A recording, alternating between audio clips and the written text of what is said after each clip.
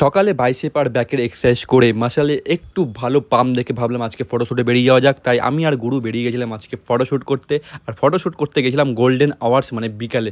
লাইটিংটা দারুণ ছিল, ফটোশ্যুট করতে আজকে ভাই মজা এসে গেছে, দারুণ এসছে ফটোগুলো। ঠান্ডা তো ভাই ভালোই পড়ে গেছে, আর উইন্টার ট্রিপ অনেকগুলো প্ল্যান করে গেছি আমি, আর সেগুলো নিয়ে আমি খুবই এক্সাইটেড। ঠান্ডা যে ভালো মতো পড়ে গেছে সেটা বুঝতে পারলাম রাতে রসুলপুরে গিয়ে। সজীব ভাই আমার একটা ফাংশন অ্যারেঞ্জ করেছে, যেটার দায়িত্ব পুরোপুরি ছিল ওর উপর। গ্রামে যে কোনো ফাংশনের মজাটা কিন্তু ভাই আমাদের শহরের ফাংশনের থেকে অনেকটাই বেশি থাকে।